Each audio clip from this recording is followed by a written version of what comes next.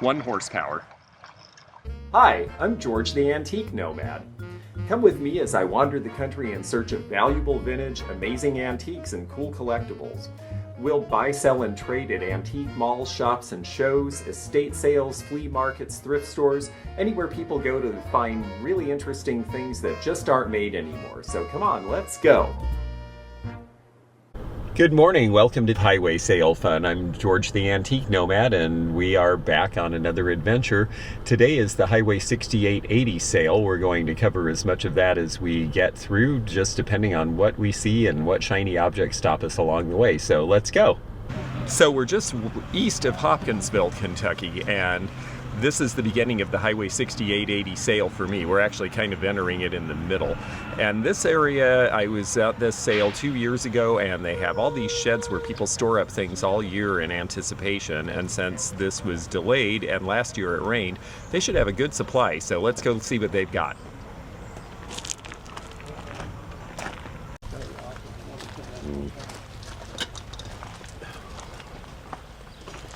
These little swanky swigs are cute enough. I like the one with the dog.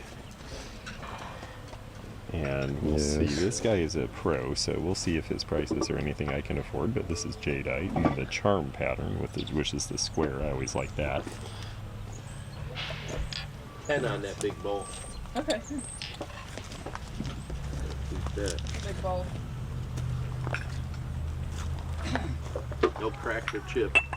So these are pretty cool, and I believe they're original from the 70s because if you look at the bottom, they've got Phillips head screws rather than Allen's. And so that tells me that they at least have some age. Why? Because they've got Phillips head screws instead of Allen screws. And they also have original gum, so that's nice.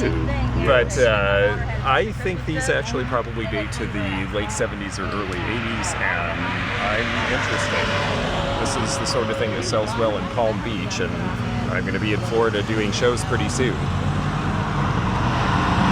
So this is the next stop. This is further east of Hopkinsville on the road to Elkton. This is Highway 68/80. That's why it's called the 6880 sale. And this place always gets a big bunch of people from all over the place. There's dealers who come here from Tennessee to set up in this field. I've seen license plates from Minnesota and Iowa already, so people come from a ways for this one. And you can see why, because there's a lot of stuff here to look at. And we're going to go see what's here, and I will try not to take any pictures of the Amish people's faces. So a horse is a horse, but 3 horses is even better, and I got 3/4 horse statues. These are about 35 years old, but I had a lot of people who liked them for decoration, and they were under $10 a piece, and I thought that was a good price, so I went ahead and got them. This horse must have shown in Michigan a few times, because these are all Michigan, and speaking of horses, there's one now. Yeah, that's cool.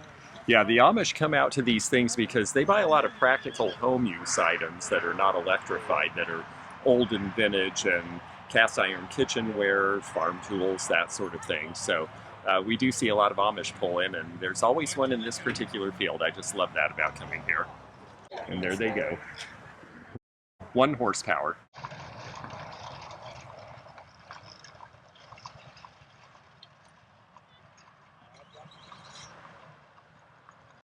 Okay, so let's see what is on this trailer and stack of stuff here. I've found a few things here already, so it will be fun to see if they've got any old stuff, and I do see a few old things. How are y'all doing? Good, how are you? Pretty good. Very happy spaniel figures here. One of them bumped his head though. So let's see what else is here. We've got the old ashtray. That's going to be uranium glass from the 30s with the match holder in the middle, but it's got a chip, so.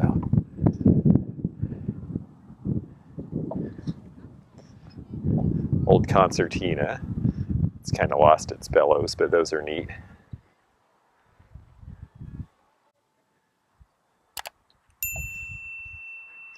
Oh yes, Planters Bank, where I just took money out for this little sojourn.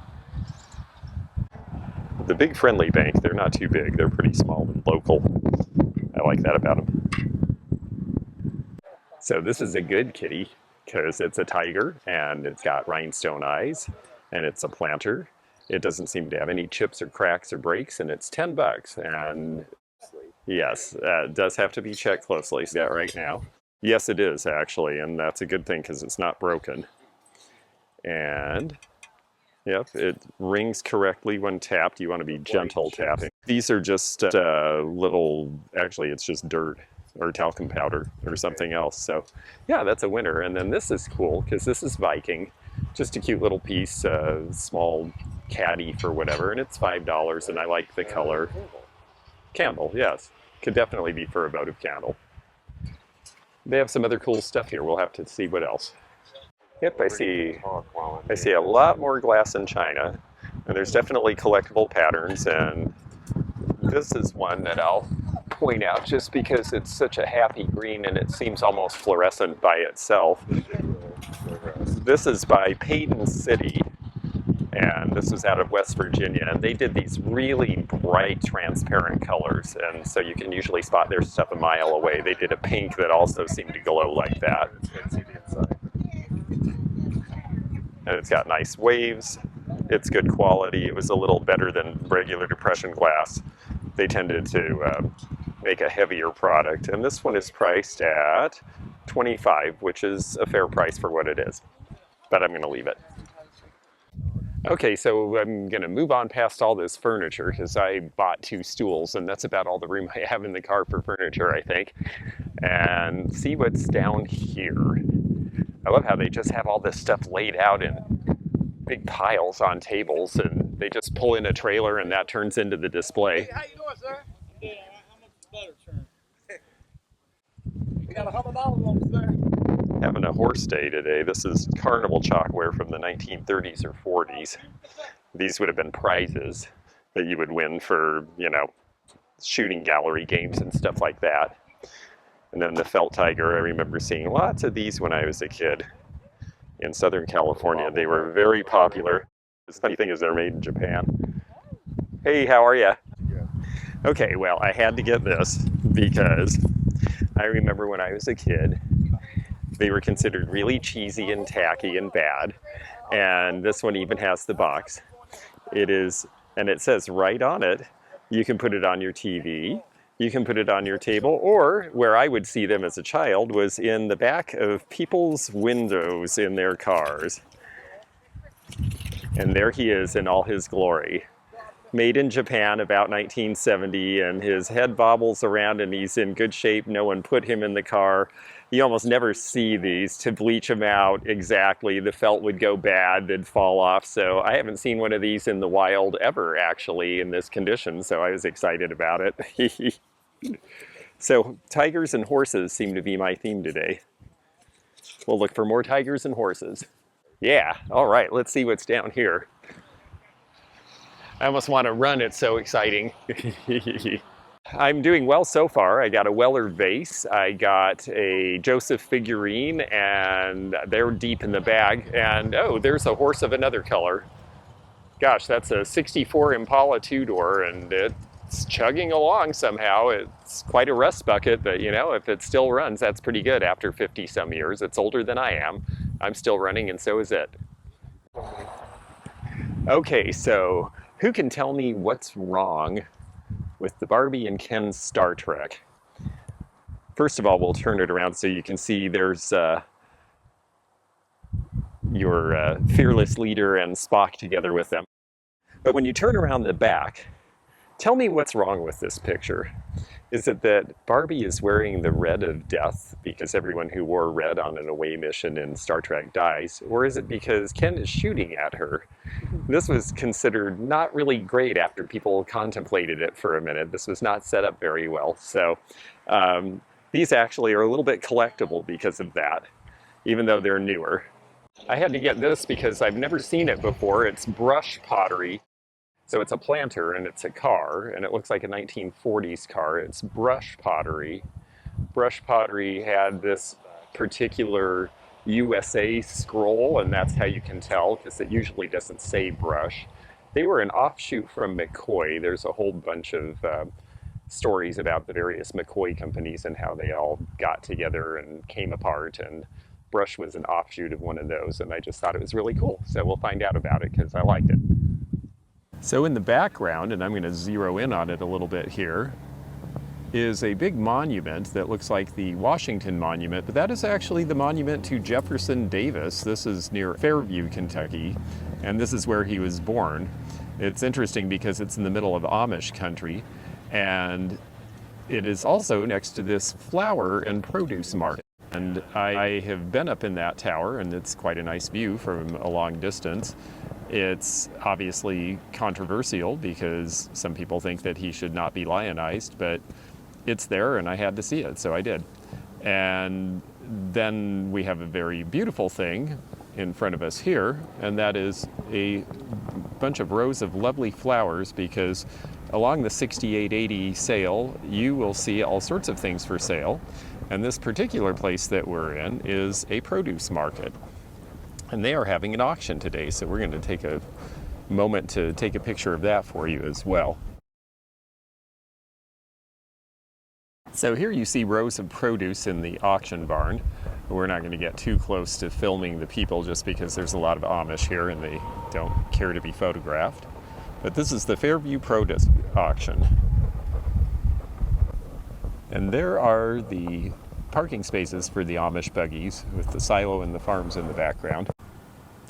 Well, we're just outside of Auburn, Kentucky now, and this is the Country Breeze Market, which apparently has breads, cheeses, jams, dips, bulk foods, and a bunch of stuff like that on an ordinary basis, but today it also has vendors out front.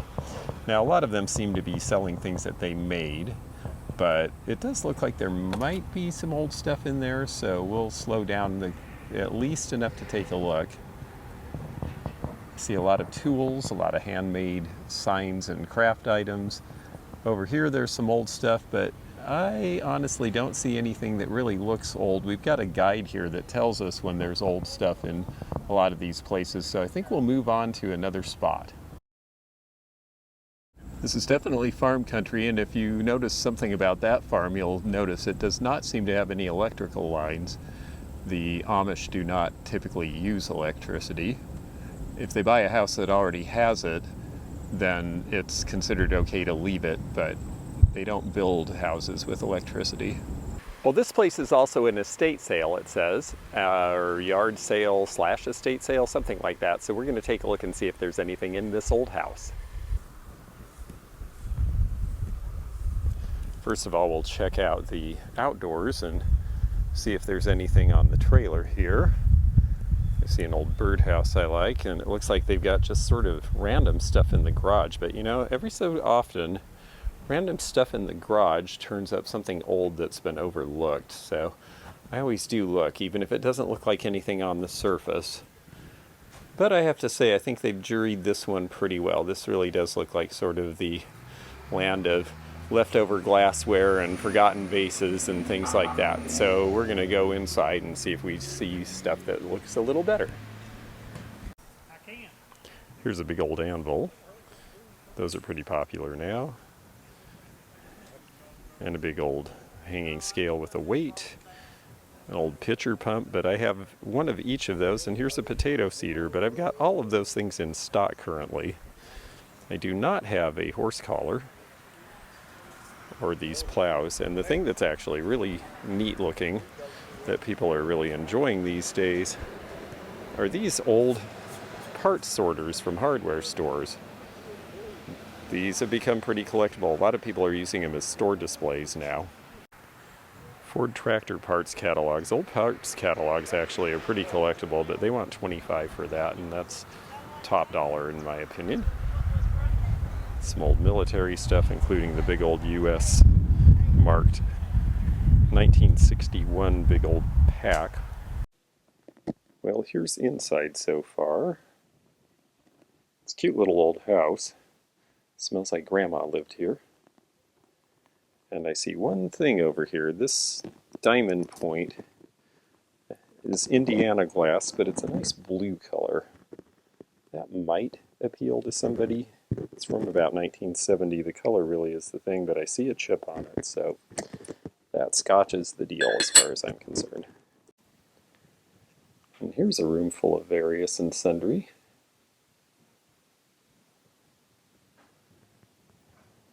Leon's treasures. Well, we'll see if there's any treasures for me in here, Leon.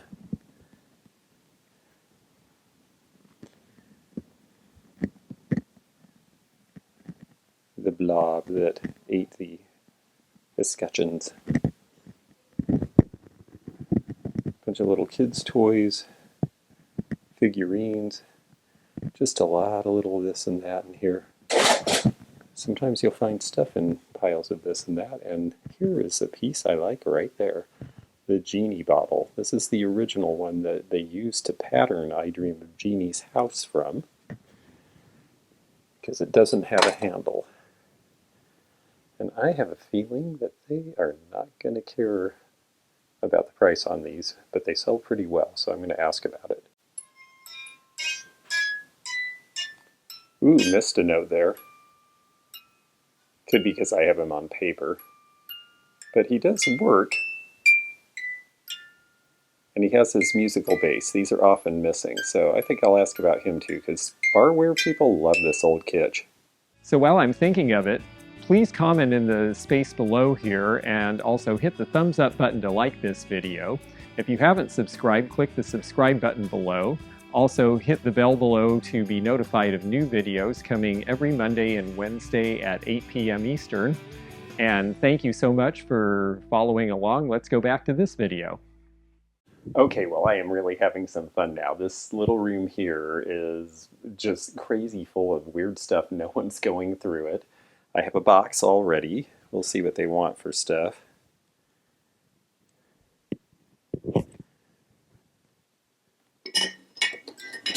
That's a Viking.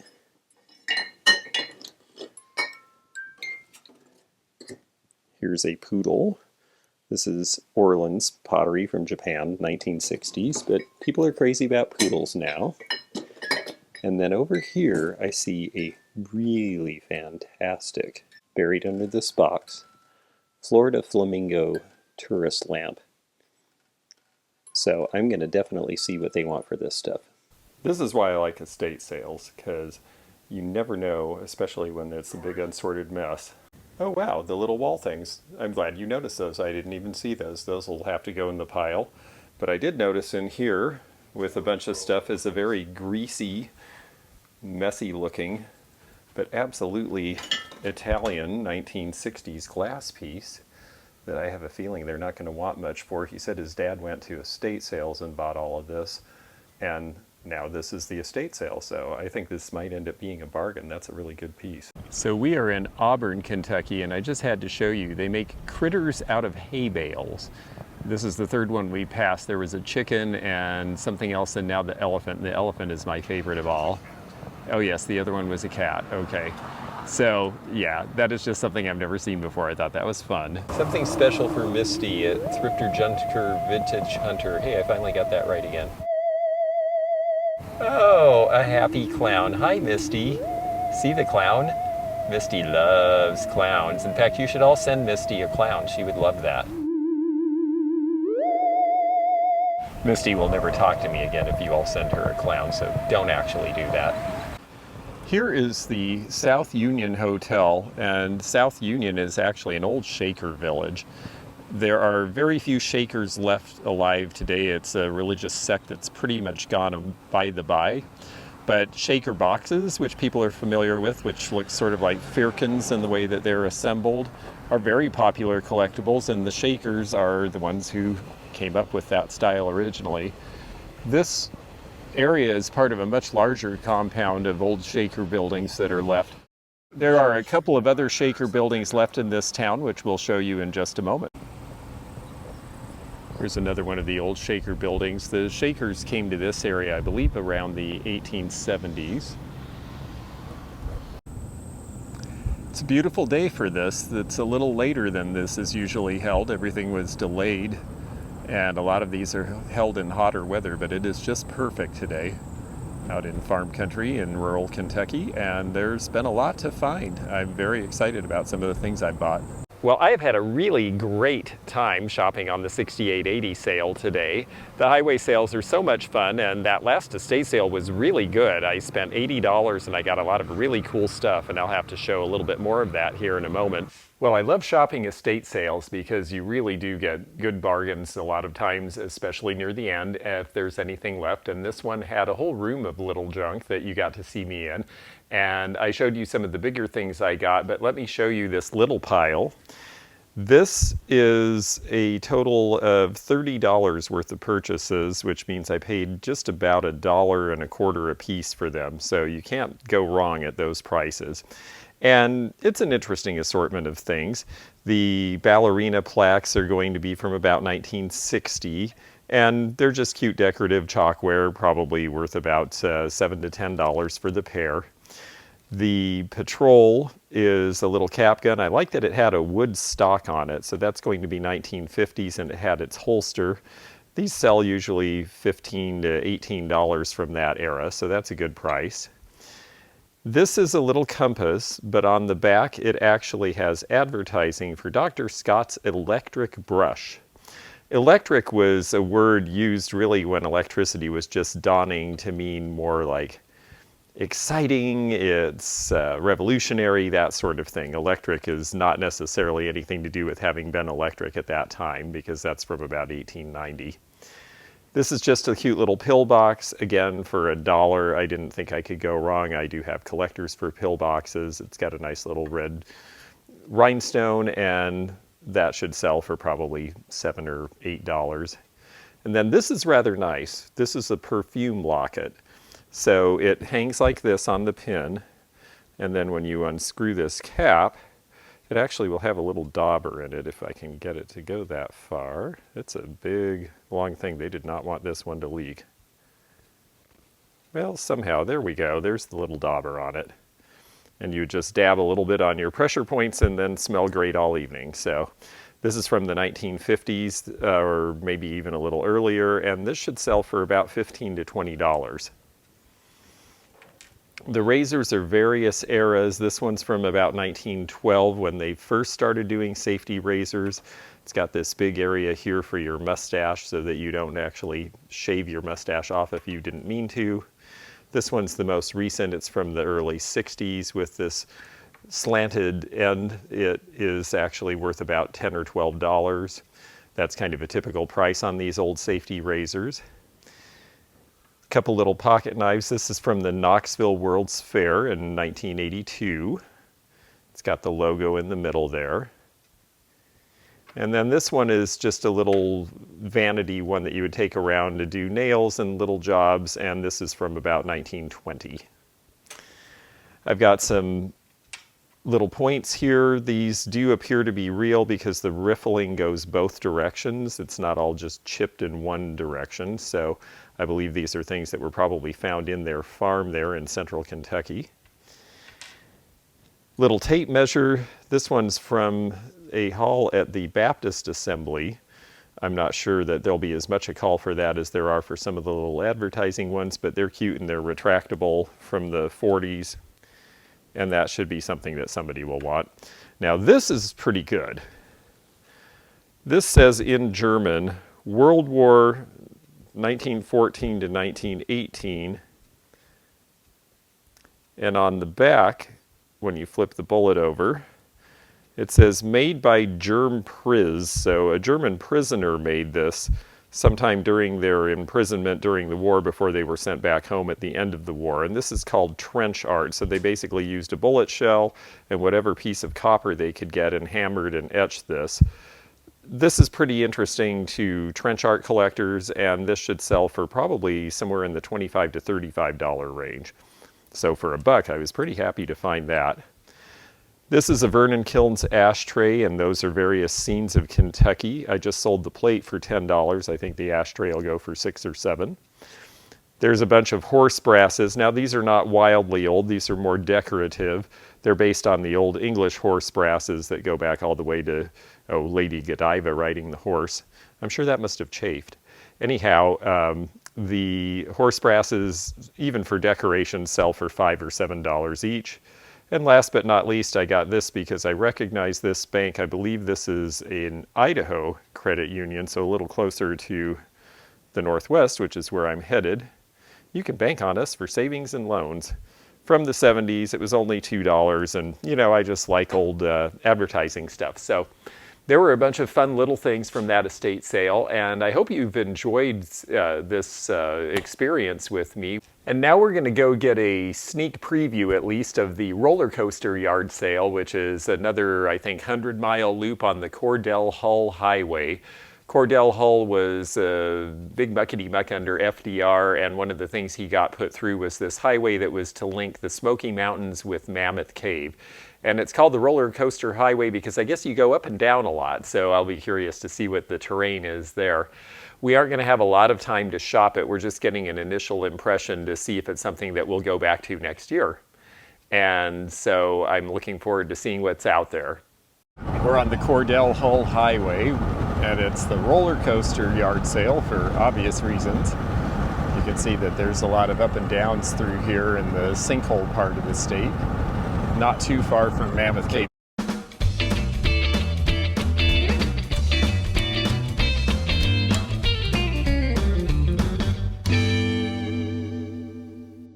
Well, here we are at Roller Coaster, and so far I'm not seeing a lot of antiques, but boy, there's a lot of activity. There's a lot of stuff here. I'm sure resellers could do very well. I haven't really seen anything that's up my tree yet, but I'm sure there's going to be because there's just a ton of stuff going on. Look at all of this. It sort of reminds me of the Packwood Flea Market in that regard.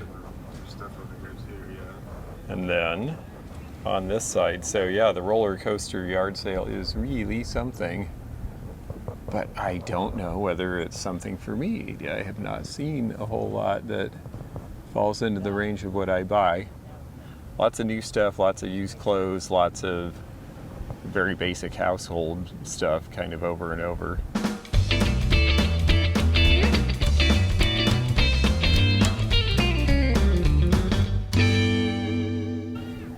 Look at all the clothes, it's just a sea of them. I'm sure if you were a rag picker, you could find something pretty cool. And there's really almost nowhere to park. That's pretty amazing. Inside sale, come in, and that looks like car parts primarily. For sale by owner. Now this looks like it might be more promising. Let's see what's in here. Yeah, it's Coca-Cola crates. Everything else looks pretty new. Sunglasses and golf clubs. Okay, there we go. There's old stuff on the table. Lots of old glass. Saw one piece of Viking, but honestly, I think I've already bought something just like it on this trip.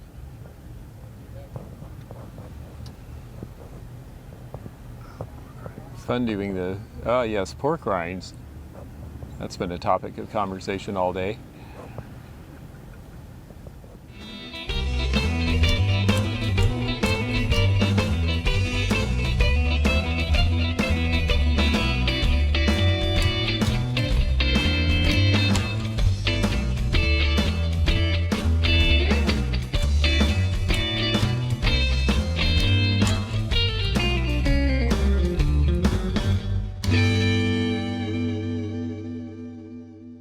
Well, we did find a few things on the roller coaster highway without even trying, and I have to say that I probably undersold it. Looking at it, it is really a good sale, and I will go back next year. There just wasn't time, and there wasn't a lot of vintage stuff obvious until I got to the middle of it.